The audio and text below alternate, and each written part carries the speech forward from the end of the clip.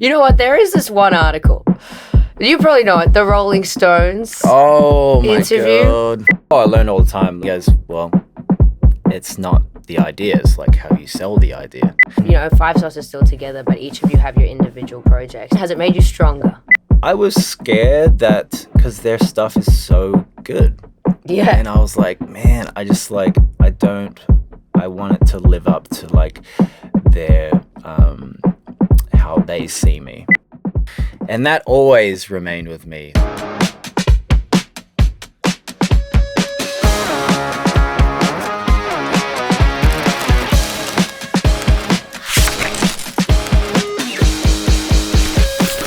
Listen up. Today's guest is someone who really soundtracked my childhood. In fact, I remember playlisting him in my 21st birthday playlist for my party. It is Calum Hood. If this name doesn't ring a bell for you, he rose to fame as the bassist in 5 Seconds of Summer. They have been one of Australia's biggest boy bands over the last decade. Actually, more like 15 years. And they've really redefined what it means to be a pop punk band out of Western Sydney, taking to the global stage. Within a year, they were uploading covers to YouTube to then touring globally with One Direction. They have had an astronomical rise to fame. And in this episode, we talk about how that all played out for Calum, being a part of a band so young, but also him finding his own sound. In June this year, he launched his debut album, Order, Chaos, Order. And what does it look like to strip that 5 Seconds of Summer identity off you and find out who is Calum Hood at his essence? It's very interesting stuff. I had so much fun in this chat too. So I'm looking forward to you listening to this one. It is Calum Hood on Listen Up with me, Ash McGregor. Let's do it. Calum Hood, thank you so much for joining me, man. Ash. Can I call you Ashley? No. Well, yes, you can. If you call me Ashley, though, I feel like you've known me. Like, this is like my mom and dad call me Ashley if they're like angry at me. I feel like, do you get Cal at home? Or are you still Calum? Only like the boys call me Cal. Okay. Cal's quite so if I call intimate to me. Exactly. So you can call me Cal. Oh, okay. Then you can call me Ashley. Okay. Okay, a little name swap. Okay, great. Well, it's lovely to have you here. Last time we caught up was when you first launched the project. Mm-hmm. And now the album is out, Order, Chaos, Order. Yes. And I feel like we've got a lot of things that we need to cover, lots of bases. I want to hear all about it.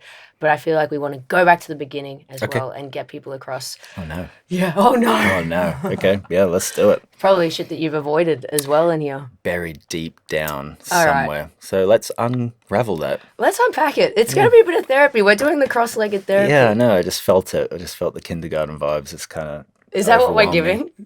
Kindergarten vibes? A little bit, yeah. Okay, well, that's going to be fun. Well, it's nice to have you home on soil, like in Sydney, doing promo as a solo artist. Mm-hmm. Does that feel different for you? It feels different. It's pretty strange. Getting used to it.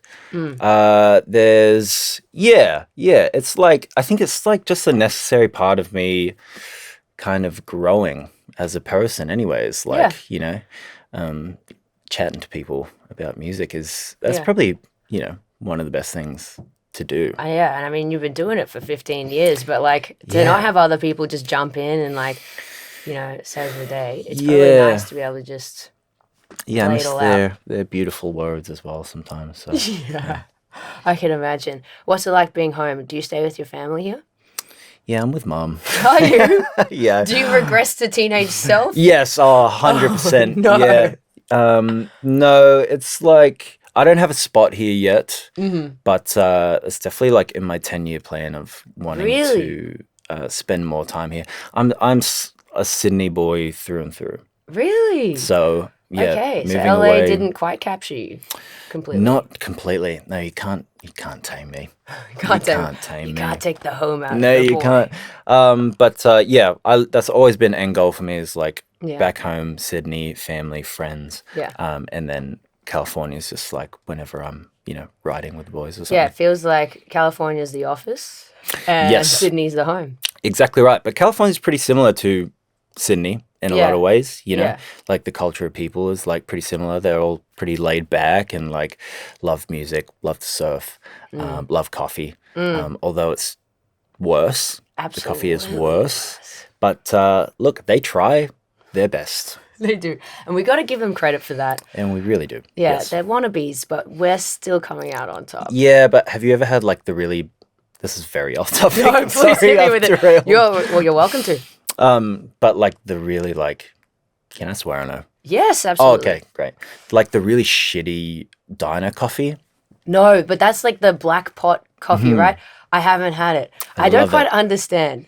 Yeah, You love it? I love it. Yeah, you go You into don't like... have it with any milk, right? No. But it's not a long black. I don't know what it is. Okay. It's been sitting there for a while, but yeah, you go into like the 50s diners and then you Yeah. just like drink like, you know, they'll have like the jukebox of Elvis playing and you drink the really shitty coffee and it's like you're in that time. Oh, cool. wow. Okay, so that takes you back here. Yeah, try it one day. I'll try it next Anyway. time I'm over in California. Exactly. Absolutely. I'll get a pot coffee. I'll send you a photo. Thank you. Sounds good. That's all I Sounds wanted. good.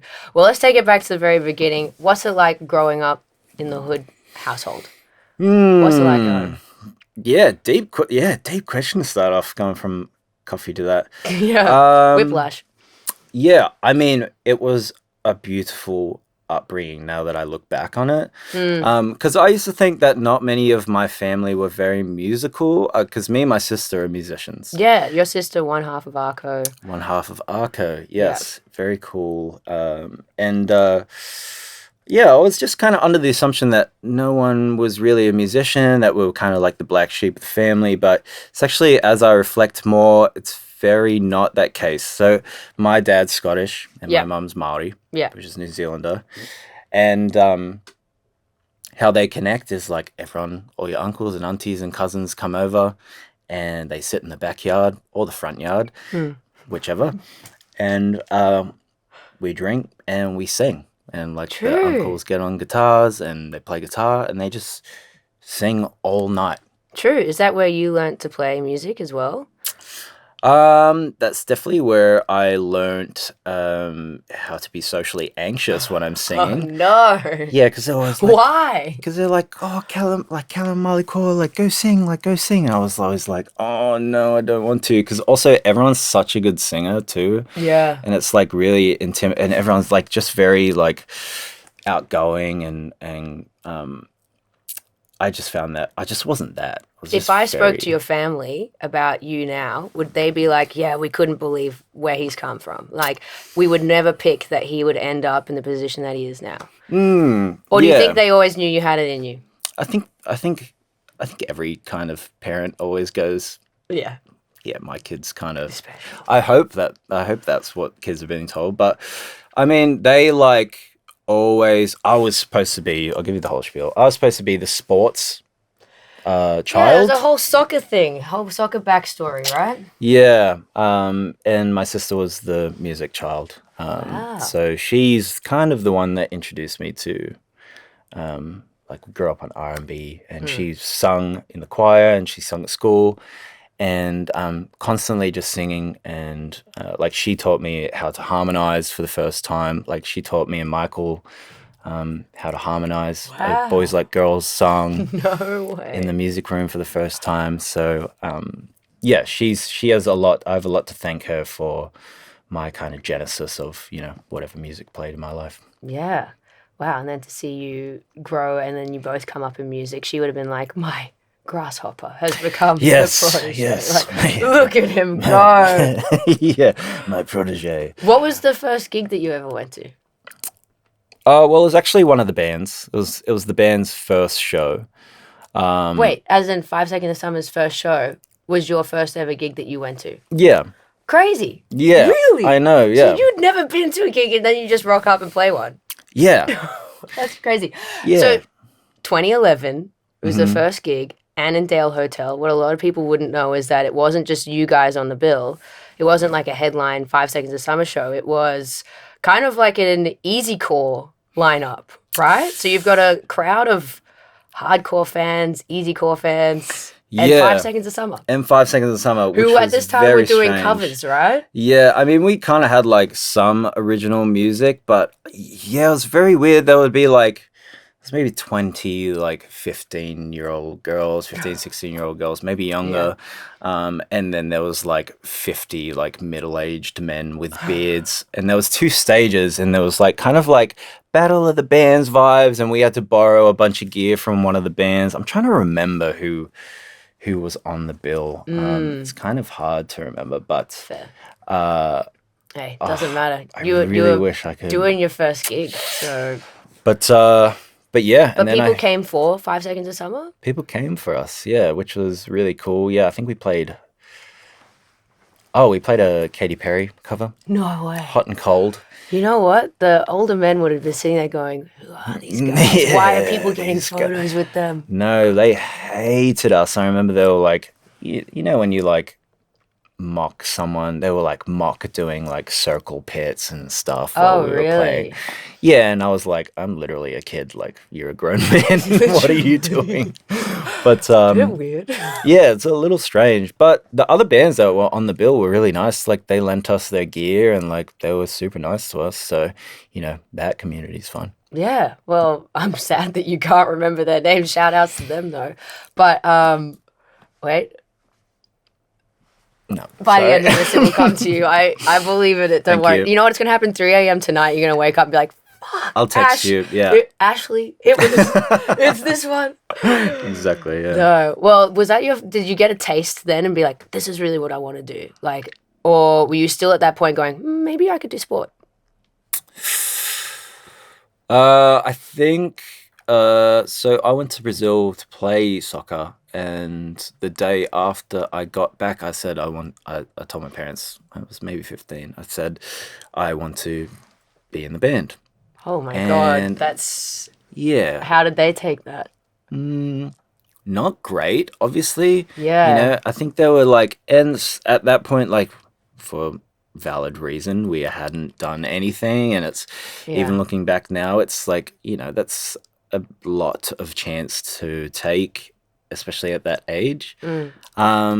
But I just loved, it was so pure when I look back of like why I wanted to do it. I just loved being with the guys, With the like, boys. yeah, and it was just, I've just found it so fun, and like and that was like kind of the genesis of me falling in love with songwriting as well, and like writing my first songs and being like, holy shit, like this is unreal. Like, I never thought I could like feel like this in like this, doing this type of thing. So Do you still feel that when you write songs, that same sort of high, or do you think it's evolved?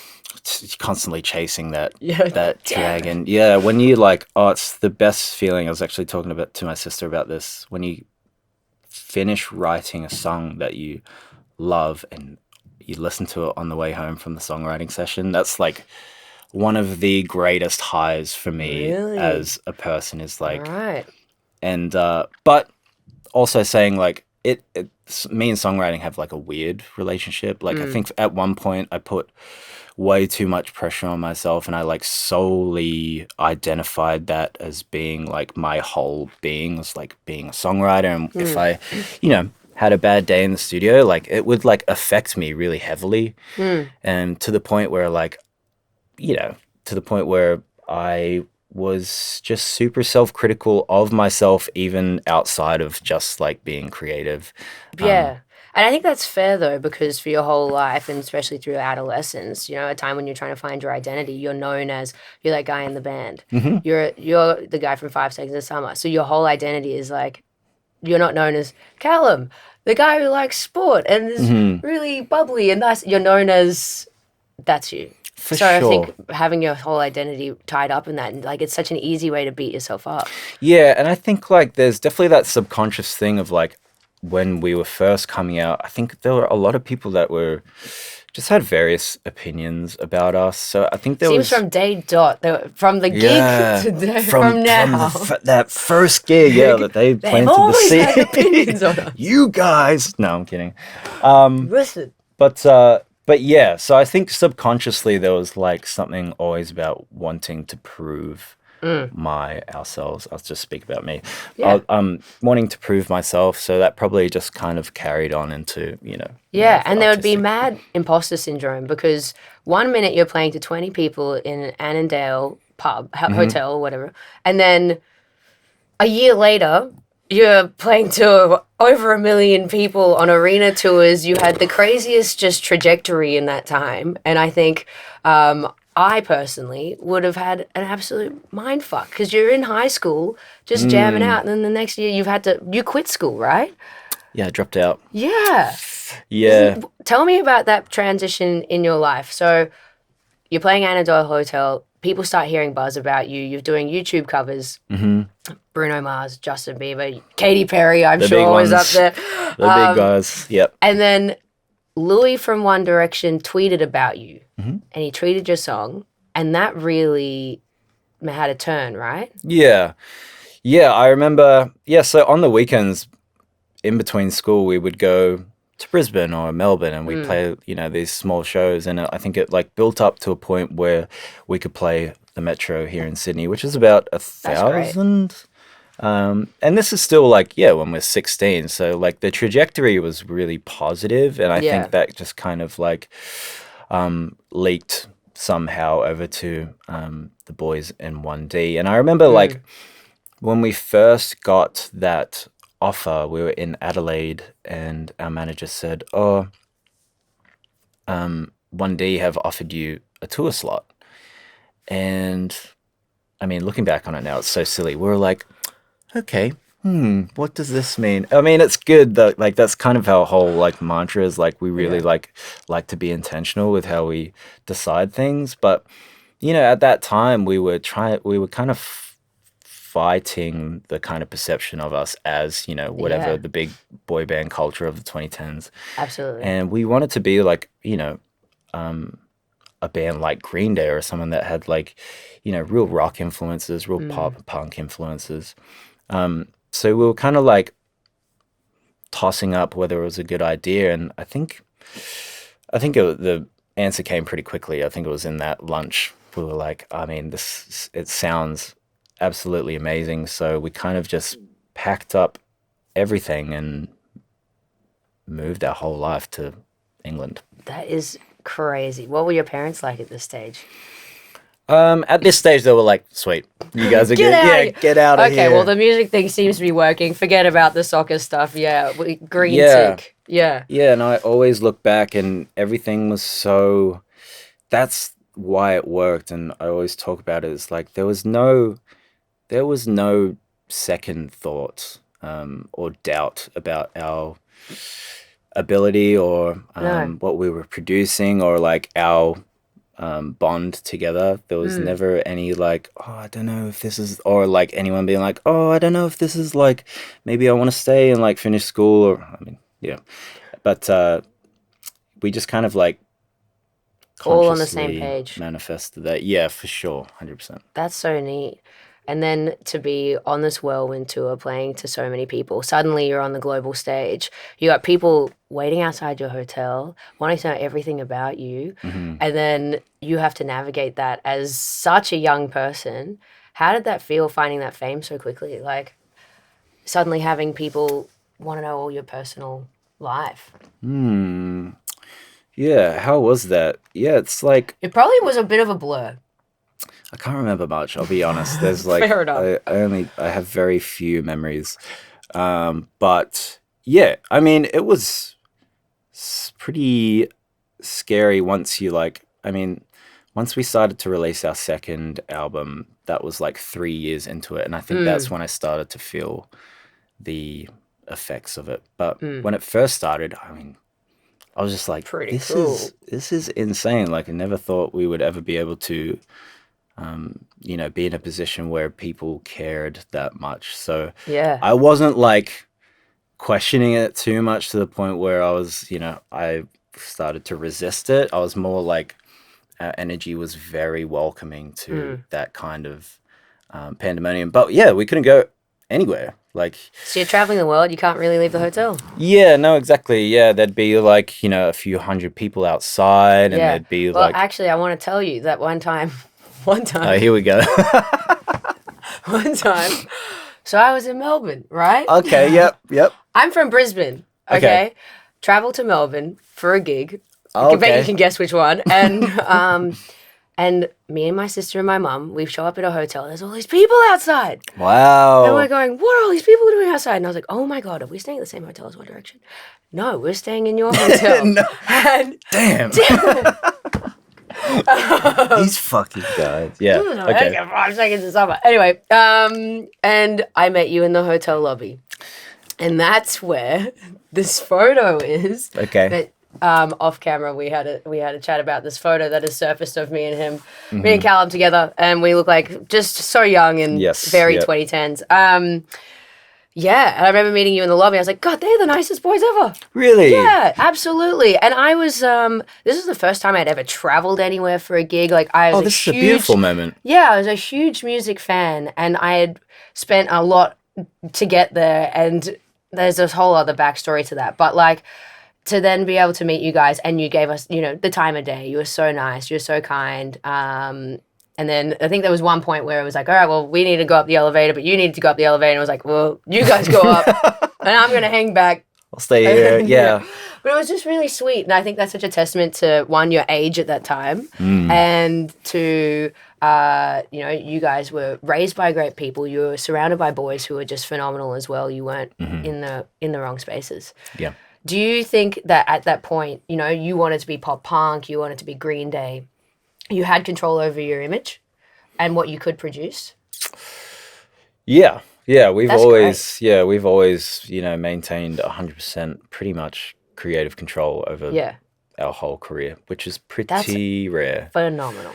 Yeah. But what gig was that, by the way? That was One Direction. One of those arena tours. One of the Rod Laver ones or something? Yeah. Something like that. Why? Super cool. No, I'm just like flooding back my memories. But yeah, we've kind of always had, creative control over everything. And, we're big believers as well. I'm a big believer in like our best ideas derive from us. Yeah. Just because we know the music inside out, and we know ourselves, you know, and we know like who we are giving ourselves to. Yeah. So I think that's just kind of like remained throughout, and it's just evolved into, this big kind of like the best part about the job is like you can do so many different things, and you can wear so many different hats. Like you can be anything you want. And I think like the more doors we opened as a band in terms of evolving our sound and our image, like it just became like this labyrinth of, this make-believe land that we've created. Literally. It's pretty cool. Wow, that's such an interesting way to put it. And that you had that thought at that time that you could be like, I could literally do anything. No.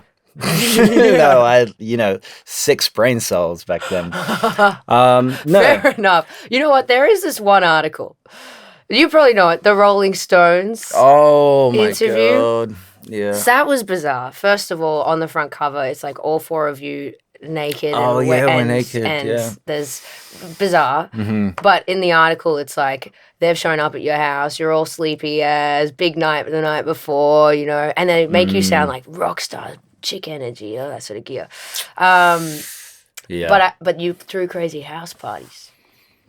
Is that true? I remember that was very controversial for us at that time because, I mean, we were still probably like 18, 19.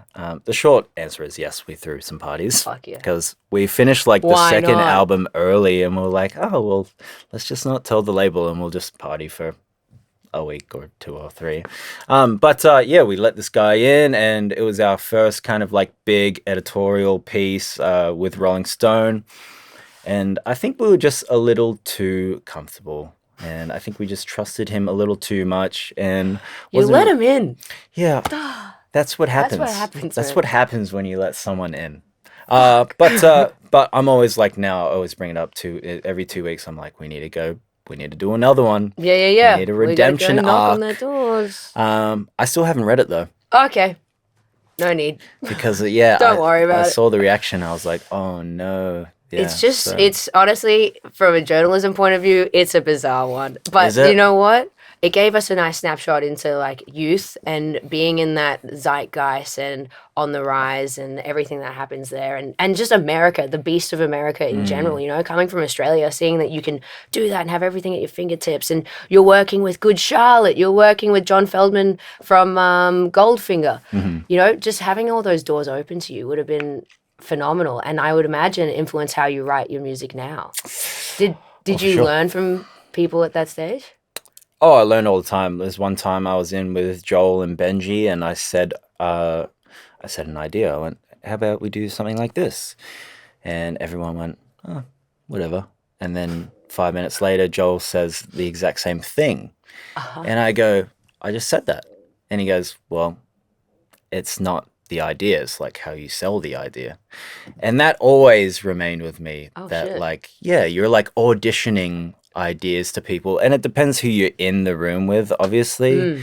But that always stuck with me. And then John's more like, with John Feldman, I think we just learnt how to write in the spirit of like whatever we were trying to portray at that time, which was like, it was more like pop punk leaning in terms of the energy, and it was like super fast paced, like 2 hour songwriting sessions, and then the rest of the day would just be like us bonding or hanging out or whatever. Yeah, so prioritizing that. Yeah, that's neat. Do you think now, you know, Five Sauce is still together, but each of you have your individual projects. Do you think now when you come together and you write music, you all have a different take on it, having gone out on your own and written? Has it made you stronger?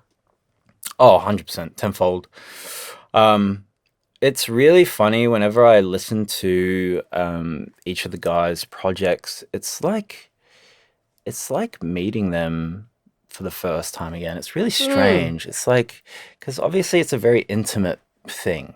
It's like, you know, and you making your own record is like, you are going to say things that you're going to put things a certain way that you've never put them before. And I think for me, just as a listener, like I learned a lot about each of the guys and like each of how they approach songwriting, which really reflects how they approach their life as well. Like all three of those guys, like just live and breathe music. All they think about, other than their loved ones and, you know, whatever. Yep. They have those too. They have a life. But yeah, they're just like obsessed with music and wanting to become better artists and songwriters. And I think that just really inspired me as well in making my own record, just because they set the blueprint for me of like, this is how you do it, and still like, you know, respect the band and the fans and the followers and it feels like you guys are each other's biggest fans from day one, and you guys have always had each other's backs, and it's nice seeing that now. Did you, when you started with your Calum Hood project, your solo project, were they the first people to hear it? No. They were the last. Really? They were the last. Why was that? I was scared. Yeah, and you're self-critical, as we've already discussed. Yeah. Let's go through all my, yeah, I was scared that, because their stuff is so good. Yeah. And I was like, man, I just like, I want it to live up to like their, how they see me. Yeah, and that's fair. I mean, that's totally just made up in my head. So it was like, didn't really make sense. But I sent it to them all individually, and I was like, if you want to listen, like, feel free, here's the link. And they all got back to me. Do it if you want. Yeah, I was like, it's okay. It's all good. You don't have to. But yeah, they were just so lovely about all of it. Yeah. How did you feel branching out on your own? I feel like, did you start intentionally doing it, or was it lockdowns and you thought, hey, I'm just going to tinkle around? Yeah, it was pretty much exactly that. Yeah. Like when COVID hit, like I'd just be writing in my home studio pretty much every day. And then about a year later, I kind of reached out to Daywave, and I was like, I'm a big fan, like, and I'm thinking about maybe writing an album. And he was like, yeah, let's get in the room together. So you brought him a bunch of tracks, and then he thought, okay, I see you. I Let's not do any of those. That's how that happened. He didn't say that directly, but yeah, I felt it. No, yeah, we got into the room together, and the song we made that day, I think it was probably, it's the fourth track on the album, I Wanted to Say, and I was like, damn, this is saying it, and saying it way better than I first imagined. Yeah. So I just kind of like had to scrap everything Yeah, else. and that's nice, trusting someone to bring them into your solo project and being like, actually, you know what? I'm better with you, and you're bringing out this side of me that I didn't know I had and giving me direction. Because also it's finding your sound. Who is Calum Hood outside of this whole other identity that we've already discussed, you know? Yeah. That took a while. That took a while to find that. And yeah, I think the moment I like chose to stop thinking about it as like, oh no, I'm like on my own, like I'm doing this by myself, like it's so isolating, and let people like actually collaborate with me and let them in and like and let them hear and feel like how I wanted it to feel like, and yeah, let them collaborate and have their input on it as well, like became way easier because that's just what I'm used to. Yeah, that's true. You've been in the room with so many others. Yeah. Yeah. So even going out on your own, you'd be like, you know what? Let's bring it back. Let's have some ideas to bounce off. And what I've said this to you in the past, but what I really enjoy about Order, Chaos, Order is that you're so hard on your sleeve. And for someone who's grown up in the public eye, it seems regressive it just seems so left of field for you to still want to put your feelings out on the table and tell people the real you when you've grown up from day dot with a bunch of criticism, you know? Yeah, true. Yeah. Yeah, I think... Because there's songs in there about, you know, being in close proximity to people with addiction, to what your life would be like without the band around you. You know, there's a lot of points in there where you go, oh, shit, you know, the breakup one. Yeah. It's really personable. Yeah, it's just little, like, kind of the big 10 stories in my life in which I feel like affect me the most. Which one's your favorite?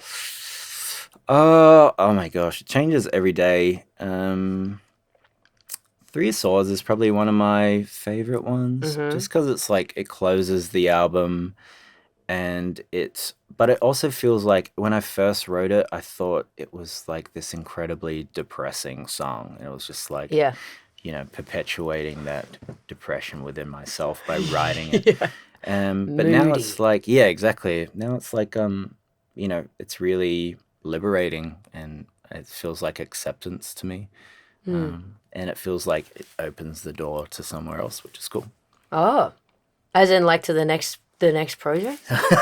Does it? I don't know. Are we there yet? It does leave you lingering, that's for sure. And I know that you explore so many sonic terrains on this album. It's you've got really upbeat moments. You got ones that feel quite naked and you know, really subdued. And I think, you know, when I first heard it, Order, Chaos, Order, I was like, holy shit, this is going to be one of the biggest albums of the year. I think that it really is such a reflection of your craftsmanship, that you've put a lot of time and effort thinking about how you wanted this to come out and how you first wanted to step into this world. And I think it's such a testament to your maturity as an artist. Wow. Yeah. That's going to make me cry. Thank you. Thank you. No, that's really kind. Yeah. It was a lot of work putting it together, but it was like, as you were saying, like it was just necessary to be. I mean, what's the point if I'm not like, you know, showing or bearing my true, or trying to bear my true self to in servitude of the art, you know. So I think it's just like another stepping stone into the next, whatever the next kind of avenue is. Yeah. What does that look like for you? Do you think you're staring down the face of another 7 years of album cycles? Does that scare you? Yeah, they are shivery timbers. No. I don't know. I think like definitely want to just keep creating music inside and outside of 5 Seconds of Summer. And like I just want to do a bunch of stuff. Like I want to open a cafe. I want to Shit. make. And you want to have black pot coffee? Yes. Wow, that wasn't originally in my mind, but that's definitely going to be. Bring it to Australia. Ashley's black coffee. Yeah. Put it in. Put it in. That's a deal. You heard it. And like I want to write. Like my mum gives me every year for the last 10 years. She's given me a children's book. Oh, really? Okay. And you're building out the collection. Building or are out you the collection. getting hints? What's going on? Yeah, well, I want to like write. I mean, in my mind, is my stomach grumbling? No, I can't hear it. But I'm sorry for you. Wait, can you be? I did hear it. Anyway, back to the children's book. Yeah, I want to write. I want to write books. I want to write, and this is like stuff being released and also stuff not being released. Like I just want to keep creating. Yeah. You're a man who wears many hats. I've seen it on your newly found LinkedIn profile. That's true. Yeah. What have you got? Wait, let me pull it up. I got Businessman. the actual credentials here. Entrepreneur, composer, bassist, social media consultant, tarot card reader, True. content creator, Yep. visionary, lifelong learner. Lifelong You've learner. even posted job ads to Yes, I recruit have. people. So add it to the list. Children book writer, cafe owner. Yeah. Is the cafe going to have tarot cards? I mean, us fans got to know. Maybe. I mean, I was like, oh, maybe I'll call it after a tarot card. But yeah, I love, like, I think I'm not really supposed to be here, so I find I'm really good at the not mundane, but really just quite normal things. Yeah. I'm really good at. I excel at that. Oh, things that don't take much skill. Amazing. But I would love to just make coffee for people. Wow. Yeah. Would you ever get into hosting gigs and doing mentorship, or do you think you really want to have this side story? It's a side quest. Let's call it. It is a side quest. It is a side quest. Yeah, I just want tons of side quests. You know what? I do see this in your future. I think side quest king right now. Side quest king. Let's go, Yeah, Calum. get me happening. Yeah. Well, what else have we got? Are we going to be doing live shows? Yeah, definitely. Yeah. I Does mean, that scare you to 100%. do live shows solo? I don't know what it's gonna look like. Yeah. It's kind of in my head. I have a few ideas, but it's definitely gonna be it's gonna have a band. I just want some people who are really cool that I get along with and are really fun on stage and are great musicians. And I think that's Okay. Daywave? Daywave. Bring him in. That'd be fun. Daywave. Daywave? But there'll definitely be shows. Hey, okay. Watch this space. I'm very excited. So, album out. Coffee shop, TBC. Live shows on the way. Yep. And what was your children's books Children's books, TBC. about the Ash coffee? Yep. Yep. Yeah. Nice. You can have that. Well, Calum, this has been really good fun, and I'm so glad that you've come here, bared your all for us one more time, as if the album hasn't been enough. I know, it's been beautiful. And look at us reconnecting. Yeah, Reconnecting after all this time. I know, because you totally remember that one time in the lobby, and you were probably like, this girl, I gotta remember her. I do remember. Yeah, I was like, you're the Melbourne Elevator Girl. Yeah, that's right. No. That's my new label. Thanks for having us. Nah, this has been great. Calum, this has been a lot of fun. Yep. Your album is out. It is. Order, chaos, order. Yes. We're going from calm to chaotic to calm. Yeah. And we're so excited to see everything else on the horizon. Thank you. And this is going to be out on all your podcast platforms, YouTube, you name it. Yep. Like, comment, subscribe, Hey. thumbs up, Hey. all of it. All of it. Bye.